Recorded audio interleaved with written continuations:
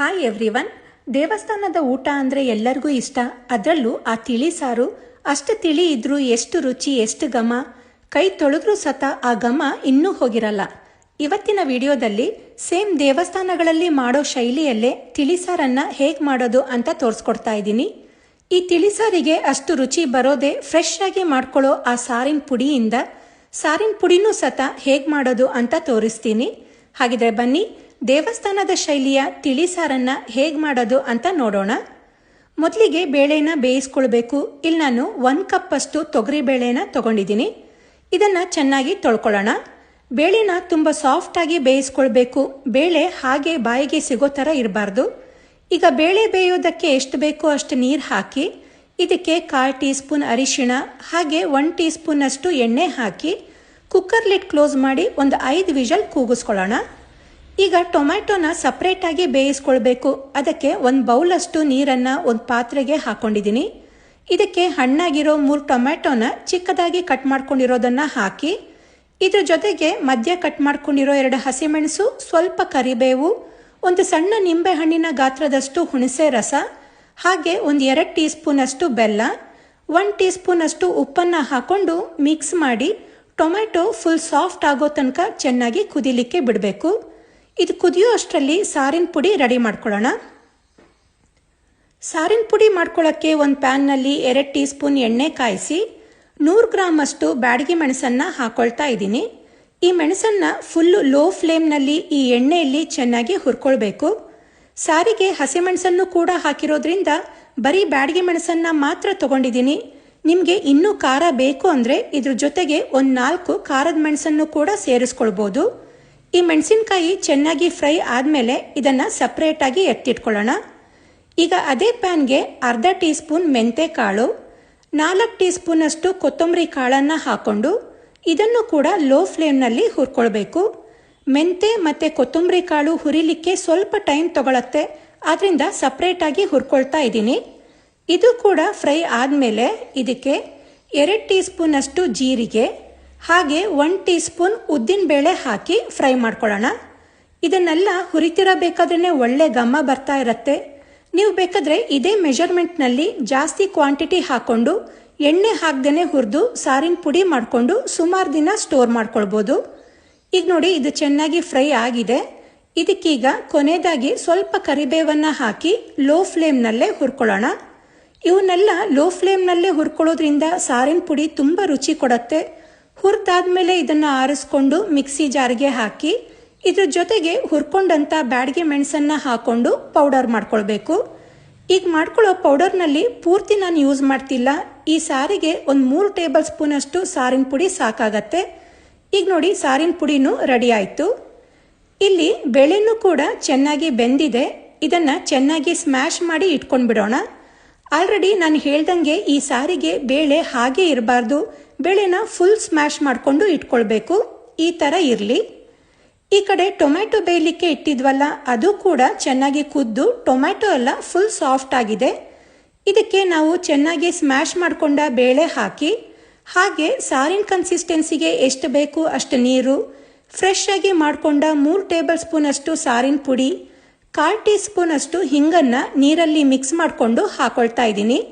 ಈ ರೀತಿ ಹಾಕೋದ್ರಿಂದ ಸಾರಿಗೆ ಒಳ್ಳೆ ರುಚಿ, ಒಳ್ಳೆ ಘಮ ಕೊಡುತ್ತೆ.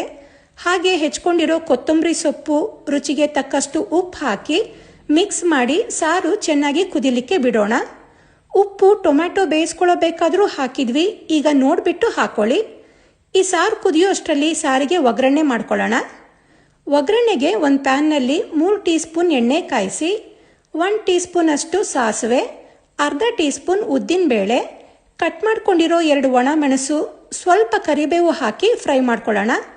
ಹಿಂಗನ್ನು ಆಲ್ರೆಡಿ ಸಾರಿಗೆ ಹಾಕಿರೋದ್ರಿಂದ ಮತ್ತೆ ಹಾಕೊಳ್ಳೋ ಅಂಥ ಅವಶ್ಯಕತೆ ಇಲ್ಲ. ಈಗ ಒಗ್ಗರಣೆನೂ ರೆಡಿಯಾಗಿದೆ. ಇಲ್ಲಿ ಸಾರು ಕೂಡ ಚೆನ್ನಾಗಿ ಕುದಿಲಿಕ್ಕೆ ಸ್ಟಾರ್ಟ್ ಆಗಿದೆ. ಈಗ ಮಾಡಿಕೊಂಡ ಒಗ್ಗರಣೆನೂ ಕೂಡ ಸೇರಿಸ್ಕೊಂಡು ಚೆನ್ನಾಗಿ ಕುದಿಸ್ಕೊಳ್ಳೋಣ. ಸಾರು ಕುದೀತಿದ್ದಂಗೆ ಸಾರಿನ ಪುಡಿ ಘಮ ಮನೆ ತುಂಬ ಹರಡ್ಕೊಂಡಿರತ್ತೆ. ಬ್ಯಾಡಗಿ ಮೆಣಸು ಹಾಕಿರೋದ್ರಿಂದ ಸಾರಿಗೆ ಒಳ್ಳೆ ಕಲರ್ ಬಂದಿದೆ. ಈ ತಿಳಿ ಸಾರು ಜೊತೆ 1 ಉಪ್ಪಿನಕಾಯಿ ಇದ್ಬಿಟ್ರೆ ಸಾಕು, ಒಳ್ಳೆ ಊಟ ಅನ್ಬೋದು. ದೇವಸ್ಥಾನದ ಊಟ ಮಾಡಬೇಕು ಅಂತ ಅನ್ನಿಸ್ದಾಗಲ್ಲ ಈ ರೀತಿ ಸಾರು ಮಾಡಿಕೊಂಡು ತಿನ್ಬೋದು. ಈಗ ದೇವಸ್ಥಾನದ ಶೈಲಿಯ ತಿಳಿ ಸಾರು ರೆಡಿಯಾಗಿದೆ. ಈಗ ಉಡುಪಿ ರಸಂ ಹೇಗ್ ಮಾಡೋದು ಅಂತ ನೋಡೋಣ. ರಸಂ ಅಂದ್ರೆ ಎಲ್ಲರಿಗೂ ಇಷ್ಟ, ಆದ್ರೆ ಇವತ್ತು ನಾ ತೋರಿಸ್ತಾ ಇರೋ ಉಡುಪಿ ಶೈಲಿಯ ಉಡುಪಿ ರಸಂ ಮಾಡ್ಕೊಳ್ಳಿ. ಒಳ್ಳೆ ಘಮ, ರುಚಿಯಂತೂ ಅದ್ಭುತವಾಗಿರತ್ತೆ. ಬಿಸಿ ಬಿಸಿ ಅನ್ನ ಜೊತೆಗೆ ಇದೊಂದು ರಸಂ ಜೊತೆಗೆ ಉಪ್ಪಿನಕಾಯಿ ಒಂದು ಇದ್ರೆ ಸಾಕು, ಬೇರೆ ಏನು ಬೇಕು ಅಂತ ಅನ್ಸಲ್ಲ. ತೃಪ್ತಿಯಾಗಿ ಊಟ ಮಾಡಬಹುದು, ಅಷ್ಟು ರುಚಿ. ಯಾವಾಗ್ಲೂ ಅದೇ ತರಕಾರಿ ಬೇಳೆ ಸಾರು ತಿಂದು ಬೇಜಾರಾದಾಗ ಈ ರೀತಿ ರಸಂ ಮಾಡ್ಕೋಬಹುದು, ದಿಢೀರಾಗಿ ತಯಾರಾಗತ್ತೆ. ಈ ರಸಂಗೆ ಅಷ್ಟು ಘಮ, ರುಚಿ ಇರೋದು ಫ್ರೆಶ್ ಆಗಿ ಮಾಡ್ಕೊಳ್ಳೋ ಸಾರಿನ ಪುಡಿಯಿಂದ. ಹಾಗಿದ್ರೆ ಬನ್ನಿ, ಅಷ್ಟು ರುಚಿ ಕೊಡೋ ಆ ಸಾರಿನ ಪುಡಿ ಕೂಡ ಹೇಗ್ ಮಾಡೋದು ಅಂತ ನೋಡೋಣ. ಈ ಉಡುಪಿ ರಸಂ ಮಾಡ್ಕೊಳ್ಳಕ್ಕೆ ಮೊದಲಿಗೆ ಬೇಳೆನ ಬೇಯಿಸಿ ಇಟ್ಕೊಳ್ಳೋಣ. ಇಲ್ಲಿ ನಾನು 1/3 ಕಪ್ ಅಷ್ಟು ತೊಗರಿ ಬೇಳೆನ ಕುಕ್ಕರ್ಗೆ ಹಾಕಿ 2-3 ಸಲ ಚೆನ್ನಾಗಿ ತೊಳ್ಕೊಳ್ತಾ ಇದ್ದೀನಿ. ಈಗ ತೊಳ್ಕೊಂಡಿರೋ ಬೇಳೆಗೆ ಬೇಳೆ ಬೇಯೋದಕ್ಕೆ ಬೇಕಾದಷ್ಟು ನೀರು, 1 ಟೀ ಸ್ಪೂನ್ ಎಣ್ಣೆ, 1/4 ಟೀ ಸ್ಪೂನ್ ಅರಿಶಿಣ ಹಾಕಿ 3-4 ವಿಷಲ್ ಕೂಗ್ಸಿ ಬೇಳೆನ ಸಾಫ್ಟ್ ಆಗಿ ಬೇಯಿಸಿ ಇಟ್ಕೋಬೇಕು. ಈಗ ಸಾರಿನ ಪುಡಿ ಮಾಡ್ಕೊಳ್ಳಕ್ಕೆ ಒಂದು ಪ್ಯಾನ್ ನಲ್ಲಿ 1 ಟೀ ಸ್ಪೂನ್ ಕೊಬ್ಬರಿ ಎಣ್ಣೆ ಹಾಕಿ, ಎಣ್ಣೆ ಕಾದ್ಮೇಲೆ ಇದಕ್ಕೆ 1/2 ಟೀ ಸ್ಪೂನ್ ಮೆಂತೆ ಕಾಳು, 1 ಟೀ ಸ್ಪೂನ್ ಅಷ್ಟು ಜೀರಿಗೆ, ಹಾಗೆ 1 ಟೇಬಲ್ ಸ್ಪೂನ್ ಅಷ್ಟು ಕೊತ್ತಂಬರಿ ಕಾಳು ಹಾಕಿ ಲೋ ಫ್ಲೇಮ್ ನಲ್ಲೇ ಇದನ್ನ ಹುರ್ಕೊಳ್ತಾ ಬನ್ನಿ. ಇದನ್ನ ನಾವು ಎಷ್ಟು ಚೆನ್ನಾಗಿ ಹುರ್ಕೊಳ್ತೀವೋ ಸಾರು ಕೂಡ ಅಷ್ಟೇ ಘಮ ಮತ್ತೆ ರುಚಿ ಇರತ್ತೆ. ಇದನ್ನೆಲ್ಲ ಚೆನ್ನಾಗಿ ಹುರ್ಕೊಂಡ ಮೇಲೆ ಇದಕ್ಕೆ ಖಾರಕ್ಕೆ ಬೇಕಾದಷ್ಟು ಒಣಮೆಣಸು ಹಾಗೆ ಕರಿಬೇವು ಹಾಕಿ, ಒಣಮೆಣಸು ಮತ್ತೆ ಕರಿಬೇವು ಫುಲ್ ಗರಿ ಗರಿ ಆಗೋ ತನಕ ಹುರ್ಕೊಳ್ಬೇಕು. ಇದನ್ನ ಹುರಿತಿದ್ದಂಗೆ ಒಳ್ಳೆ ಘಮ ಬರ್ತಾ ಇರತ್ತೆ. ನೋಡಿ, ಇದೆಲ್ಲ ಚೆನ್ನಾಗಿ ಹುರ್ಕೊಂಡಿದ್ದಾಗಿದೆ. ಈಗ ಫ್ಲೇಮ್ ಆಫ್ ಮಾಡಿ ಇದಕ್ಕೆ 1/4 ಟೀ ಸ್ಪೂನ್ ಇಂಗು ಹಾಕಿ ಪ್ಯಾನಿನ ಶಾಖ ಇರತ್ತಲ್ಲ ಅದಲ್ಲೇ 1 ನಿಮಿಷ ಹುರ್ಕೊಳ್ಬೇಕು. ಇದನ್ನೆಲ್ಲ ಹುರ್ಕೊಂಡ ನಂತರ ಇದನ್ನ ಆರಿಸಿ ಮಿಕ್ಸಿ ಜಾರ್ಗೆ ಹಾಕೊಂಡು ಮೊದಲಿಗೆ ಇದನ್ನಷ್ಟೇ ಗ್ರೈಂಡ್ ಮಾಡ್ಕೋಬೇಕು. ನಂತರ ಇದಕ್ಕೆ ನೀರನ್ನ ಹಾಕಿ ಗ್ರೈಂಡ್ ಮಾಡ್ಕೊಂಡ್ರೆ ಫುಲ್ ನೈಸ್ ಆಗಿ ಗ್ರೈಂಡ್ ಆಗತ್ತೆ. ಈಗ ಒಗ್ಗರಣೆಗೆ ಒಂದು ಪಾತ್ರೆಯಲ್ಲಿ 2 ಟೀ ಸ್ಪೂನ್ ಕೊಬ್ಬರಿ ಎಣ್ಣೆ ಹಾಕೊಳ್ತಾ ಇದ್ದೀನಿ. ಎಣ್ಣೆ ಕಾದ್ಮೇಲೆ ಇದಕ್ಕೆ 1 ಟೀ ಸ್ಪೂನ್ ಸಾಸಿವೆ, ಮಧ್ಯ ಸೀಳಿದ 2 ಹಸಿಮೆಣಸು, ಕರಿಬೇವು ಹಾಕಿ ಫ್ರೈ ಮಾಡ್ಕೋಬೇಕು. ಸೌತ್ ಕೇಂದ್ರ ಸೈಡ್ ನಲ್ಲಿ ಆಲ್ಮೋಸ್ಟ್ ಎಲ್ಲ ಅಡುಗೆಗೆ ಕೊಬ್ಬರಿ ಎಣ್ಣೆ ಬಳಸ್ತಾರೆ, ಆದ್ರಿಂದ ನಾನು ಇದಕ್ಕೆ ಕೊಬ್ಬರಿ ಎಣ್ಣೆನೆ ಹಾಕಿದ್ದೀನಿ.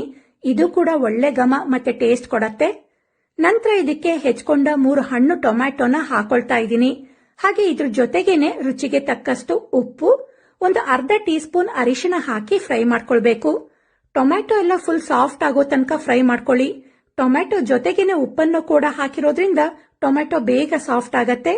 ಈ ರೀತಿ ಟೊಮ್ಯಾಟೊ ಫುಲ್ ಸಾಫ್ಟ್ ಆದ್ಮೇಲೆ ಒಂದು ಸಣ್ಣ ನಿಂಬೆ ಹಣ್ಣಿನ ಗಾತ್ರದಷ್ಟು ಹುಣಸೆ ಹಣ್ಣಿನ ರಸ ಹಾಕೊಳ್ತಾ ಇದ್ದೀನಿ. ಹಾಗೆ 1-2 ಟೇಬಲ್ ಸ್ಪೂನ್ ಅಷ್ಟು ಬೆಲ್ಲ ಹಾಕೊಂಡು ಇದು ಕುದಿಲಿಕ್ಕೆ ಬೇಕಾದಷ್ಟು ನೀರನ್ನ ಹಾಕಿ ಚೆನ್ನಾಗಿ ಕುದಿಸ್ಕೊಳ್ಬೇಕು. ಈ ಉಡುಪಿ ರಸಂಗೆ ಬೆಲ್ಲ ಹಾಕುದ್ರೇನೆ ರುಚಿ ಕೊಡೋದು. ನಾನಿಲ್ಲಿ 1 ಟೇಬಲ್ ಸ್ಪೂನ್ ಅಷ್ಟು ಬೆಲ್ಲ ಹಾಕಿದ್ದೀನಿ. ಸ್ವಲ್ಪ ಸಿಹಿ ಇಷ್ಟಪಡೋರು 2 ಟೇಬಲ್ ಸ್ಪೂನ್ ಅಷ್ಟು ಬೆಲ್ಲನ ಹಾಕೊಳ್ಬಹುದು. ಹುಳಿ ಸಿಹಿ ಎಲ್ಲ ಚೆನ್ನಾಗಿ ಹೊಂದ್ಕೊಂಡು ಇದು ಈಗ ಕುದಿಲಿಕ್ಕೆ ಸ್ಟಾರ್ಟ್ ಆಗಿದೆ. ಇದಕ್ಕೆ ಸಾಫ್ಟ್ ಆಗಿ ಬೇಯಿಸ್ಕೊಂಡ ಬೇಳೆನ ಮಸ್ತು ಹಾಕೊಂಡು ಚೆನ್ನಾಗಿ 1 ಕುದಿ ಬರೋ ತನಕ ಕುದಿಸ್ಕೊಳ್ಬೇಕು. ಈ ರಸಂಗೆ ಬೇಳೆ ಕ್ವಾಂಟಿಟಿ ಆದಷ್ಟು ಕಡಿಮೆ ತಗೊಳ್ಳಿ. ಬೇಳೆ ಸ್ವಲ್ಪ ಜಾಸ್ತಿ ಆಯ್ತು ಅಂದ್ರೆ ರಸಂ ಕೂಡ ಮಂದ ಆಗ್ಬಿಡತ್ತೆ, ಅವಾಗ ರುಚಿಯಲ್ಲೂ ವ್ಯತ್ಯಾಸ ಇದ್ದೇ ಇರತ್ತೆ.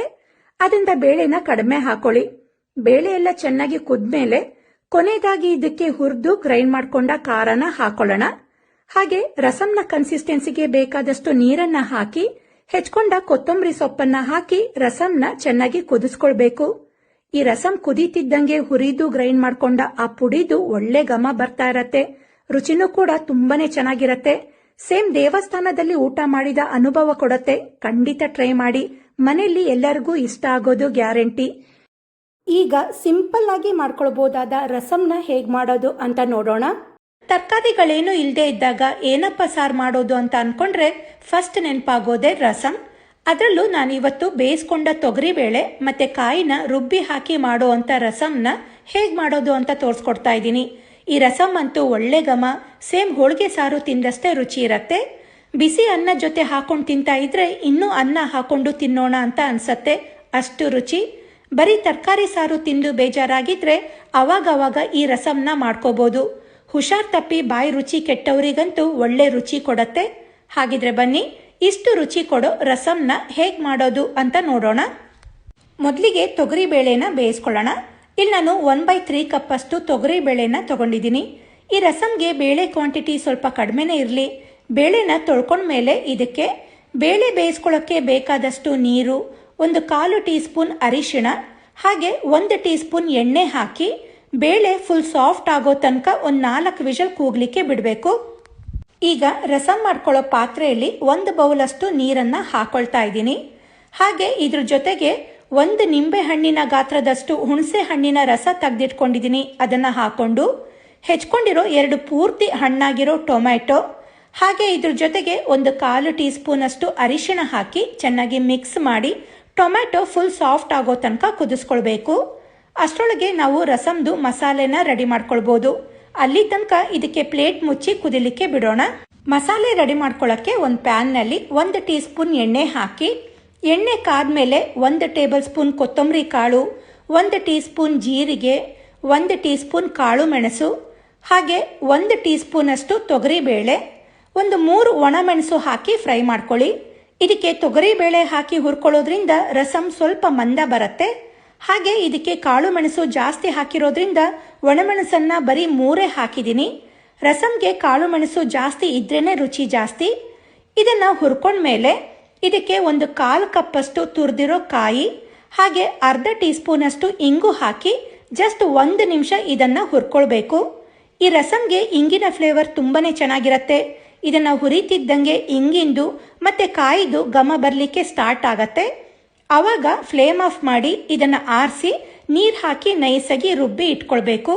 ಬೇಳೆನ ಬೇಯಲಿಕ್ಕೆ ಇಟ್ಟಿದ್ವಲ್ಲ, ಅದು ಕೂಡ ಸಾಫ್ಟ್ ಆಗಿ ಬೆಂದಿದೆ. ಆ ಬೇಳೆನ ಚೆನ್ನಾಗಿ ಮಸ್ತು ಇಟ್ಕೊಳ್ಳಿ. ಈ ಕಡೆ ಟೊಮ್ಯಾಟೊನ ಬೇಯಲಿಕ್ಕೆ ಇಟ್ಟಿದ್ವಲ್ಲ, ಅದು ಕೂಡ ಚೆನ್ನಾಗಿ ಕುದೀತಾ ಇದೆ. ಇದಕ್ಕೆ ಬೇಳೆನ ಮಸ್ತು ಇಟ್ಕೊಂಡಿದ್ವಲ್ಲ ಅದನ್ನ ಹಾಕಿ, ಹಾಗೆ ರುಬ್ಕೊಂಡಂತ ಮಸಾಲೆನ ಹಾಕಿ, ರುಚಿಗೆ ತಕ್ಕಷ್ಟು ಉಪ್ಪು, ಹೆಚ್ಕೊಂಡ ಕೊತ್ತಂಬರಿ ಸೊಪ್ಪು ಹಾಕಿ ಚೆನ್ನಾಗಿ ಮಿಕ್ಸ್ ಮಾಡಿ ರಸಂನ ಕುದಿಲಿಕ್ಕೆ ಬಿಡಬೇಕು. ಇದು ಕುದಿಯೋ ಅಷ್ಟರಲ್ಲಿ ರಸಂಗೆ ತುಪ್ಪದ ಒಗ್ಗರಣೆ ಮಾಡ್ಕೊಳ್ಳೋಣ. ಒಗ್ಗರಣೆ ಮಾಡ್ಕೊಳ್ಳೋಕ್ಕೆ ಒಂದು ಪ್ಯಾನ್ನಲ್ಲಿ 2 ಟೀ ಸ್ಪೂನ್ ತುಪ್ಪ ಕಾಯಿಸಿ, ತುಪ್ಪ ಕಾದ್ಮೇಲೆ ಇದಕ್ಕೆ 1 ಟೀ ಸ್ಪೂನ್ ಅಷ್ಟು ಸಾಸಿವೆ, ತುಂಡು ಮಾಡ್ಕೊಂಡ 3 ಒಣಮೆಣಸು, ಕರಿಬೇವು ಹಾಕಿ ಫ್ರೈ ಮಾಡ್ಕೊಳ್ಳಿ. ಈ ರಸಂಗೆ ತುಪ್ಪದ ಒಗ್ಗರಣೆ ತುಂಬಾನೇ ರುಚಿ ಕೊಡತ್ತೆ. ಈಗ ಒಗ್ಗರಣೆ ರೆಡಿ ಆಗಿದೆ. ಈ ಕಡೆ ರಸಂ ಕೂಡ ಕುದಿಲಿಕ್ಕೆ ಸ್ಟಾರ್ಟ್ ಆಗಿದೆ. ರಸಂ ಕುದೀತಿದ್ದಂಗೂ ಕಾಳು ಮೆಣಸು ಜೀರಿಗೆದು ಒಳ್ಳೆ ಘಮ ಬರ್ತಾ ಇರತ್ತೆ. ಇದಕ್ಕೀಗ ರೆಡಿ ಮಾಡ್ಕೊಂಡ ಒಗ್ಗರಣೆನ ಹಾಕಿ ಮತ್ತೆ 1-2 ನಿಮಿಷ ಚೆನ್ನಾಗಿ ಕುದಿಸ್ಕೊಳ್ಳೋಣ. ಈ ರಸಂ ಅಂತೂ ತುಂಬಾನೇ ರುಚಿಯಾಗಿರುತ್ತೆ.